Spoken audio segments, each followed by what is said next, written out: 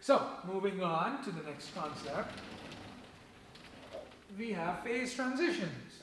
Okay, so we got the idea of temperature, but let's talk about the concept of heat. Now, heat is a form of energy, right? Like sound energy, we have light energy. So, as temperature is the unit of measurement is as a degree Celsius, Kelvin, degree Fahrenheit, heat being an energy is measured in joules or calories, whatever. So, joule is a standard, like the SI unit standard that the scientific community follows. So, heat is a form of energy and is measured in joules. Okay. Now, when we have a solid, it's less free to move, right? But there's a strong bond between the other adjacent particles because there's a strong intermolecular force of attraction, okay? And then if we move to the liquid state, it's more free to move and there's a lesser strong bond, right? Since it's more free to move, the freedom to move will increase the kinetic energy, right? So you have more energy in here in the liquid state than in the solid state. You increase the energy further, you get to the gas and the particles move even further apart.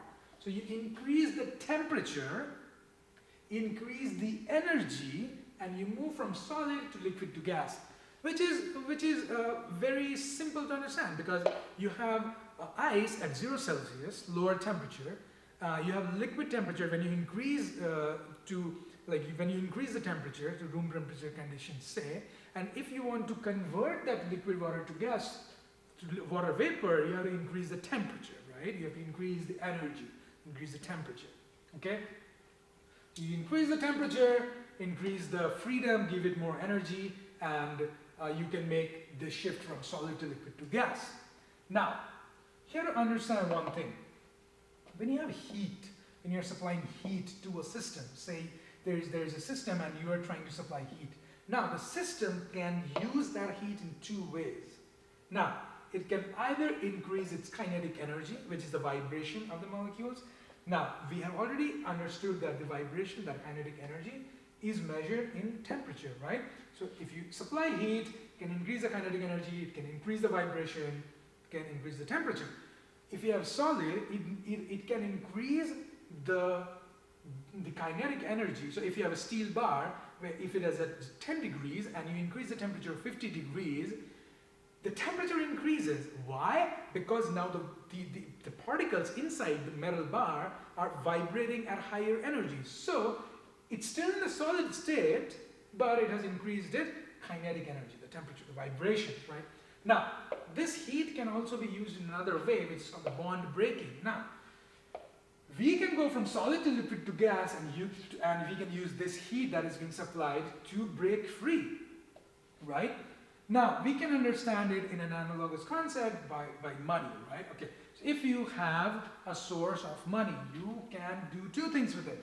You can increase the account balance in your bank, right? You can increase your bank balance, get the money, put it in the bank, and you increase your bank balance.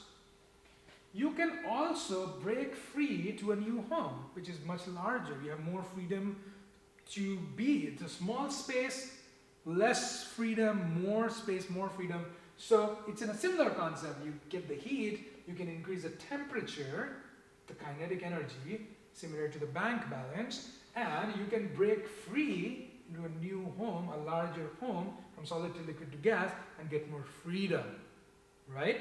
So the heat can be used in two ways, to increase the kinetic energy or to break free. Now, to understand this concept, we have plotted here heat on the x-axis, on the y-axis we have temperature, okay? So, let's take an example of a solid. It's like ice is like really simple to understand, so let's start with ice. So you have solid ice, say at some temperature, say minus 10 degrees or whatever. So you start supplying the heat. Now you are the one who are supplying the heat to the ice. Now what the ice will do at first, it will increase its temperature, right? So it increases the temperature up to a certain point. At that point, ice will decide to not increase its temperature any further, but to break free of this bond to the liquid state. This is called melting. So at this point, you are giving more heat, but the ice is not using that heat to increase its temperature, but it's using the heat to change its phase from solid to liquid. At what temperature? This melting temperature. The temperature at which solid changes to liquid without changing its temperature is called melting. So at melting point, you will not only have a liquid, you will not only have a solid phase, but you will also have a liquid phase, right? Now, after a certain point, when all the solid has been transformed to liquid, now at this point you only have liquid. So when all the solid has been converted, the liquid starts to increase its own temperature. The same thing goes on, you are providing more heat, the temperature of the liquid is increasing. Then you hit another temperature called the boiling point. Now at the boiling point, or what happens is the liquid changes its state from liquid to gas, right? So at this state, similar thing is happening as in here. There is another phase change, now this time from liquid to the gaseous state.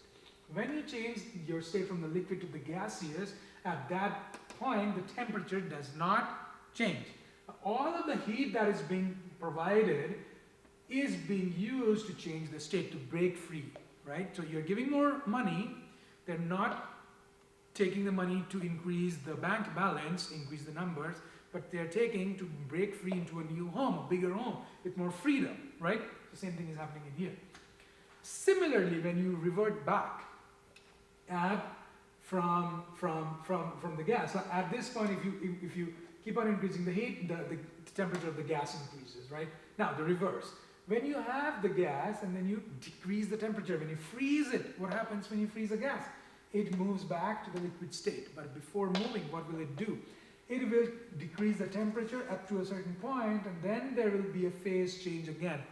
At what temperature? At the same temperature. The temperature at which there was boiling, at the same temperature there will be condensation, right? At the same temperature there will be a condensation back from the gaseous state to the liquid state. At this point you have both the liquid and the gas.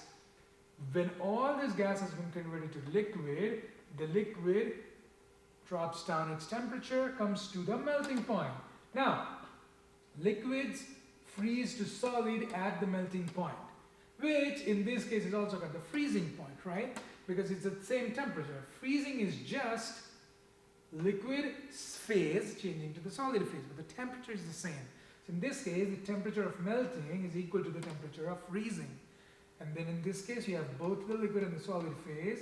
When all the liquid has changed to solid, then the solid decreases its temperature when the heat is removed from the system.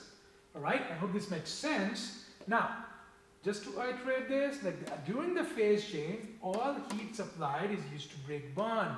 So during a house change, all the money that is given is, you are using that money to move from the smaller house to the bigger house, right? Your bank balance remains the same. So your temperature remains the same. There is a phase change. Okay?